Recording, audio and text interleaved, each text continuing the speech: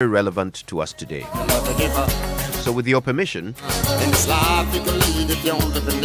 cathedrals are the most beautiful buildings in the world. If you don't believe me, just Google the Cathedral of Milan or the Washington National Cathedral. Some of the oldest man-made structures still standing on the planet are cathedrals. Many of them took over 100 years to build. Can you imagine that? 100 years to construct one building.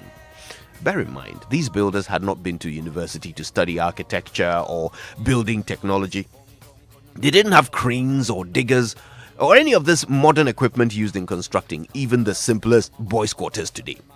They didn't have computers or even calculators to help them work out the correct measurements and proportions, but somehow they still managed to create these amazingly complex, impossibly beautiful, eternally strong edifices, which continue to stand long after the builders are dead and gone.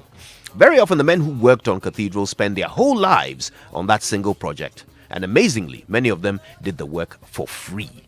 Church leaders were extremely powerful back then, and they could order a whole village to spend a year working on a cathedral project as penance for some sin one of them may have committed, and they would all obey without questioning. Many cathedral master builders believed they were doing it for God, and so they sacrificed their time, energy, and skills for no financial reward whatsoever. Sadly, the builders and craftsmen who crafted and created these miraculous monuments are almost all unknown today. Their names were never recorded, so in addition to not being paid, they will never even enjoy the credit or praise for the amazing work they spent their entire lives doing. The fruit of their life's labor are visible for all to see, but they themselves will forever remain invisible. There's a story of a young craftsman who was asked to sculpt a piece of stone which would be used to hold up one corner of a cathedral roof. Now, even though he knew it would be hidden out of sight under the gable, he still spent days carving the stone into a beautiful angel figurine.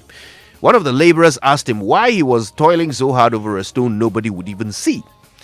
His answer was, God sees. My dear friend, we may not realize it, but there are many invisible people among us today, people we never see or think about or acknowledge. What's the name of the man who sells you your newspaper every day? Who's that woman who sweeps the street in your estate? Do you know the person who washes the dishes after you have your lunch? Does your office cleaner have a wife? Does he have children? Did you notice when he was off sick for a whole week last month?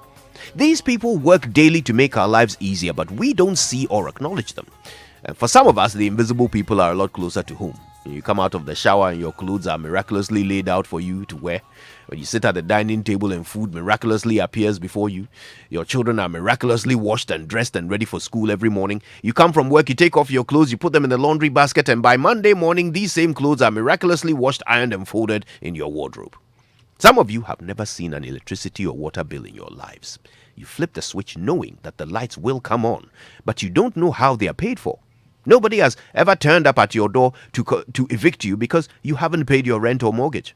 All thanks to that invisible person who spends their whole lives working to make your life easier. Today, I want to talk to all of you invisible people out there. Your work may not be seen or acknowledged or rewarded, but I want you to know that you are building a cathedral. I want you to know that people may come and go without seeing you, but God sees you. We take you for granted, but don't let that stop you. You don't work for us. You work for Him. And your employer sees everything you do. Every bill you pay, every button you sew, every desk you clean, every leaf you sweep off the street, every newspaper you fold in two and hand to your customer with a smile he doesn't even notice. God sees your cathedral, my friend. And He is well pleased. My name is Joy99.7FM, and I may not see you, but you are not invisible to me. And I thank you for tuning in every morning. Good morning, Ghana.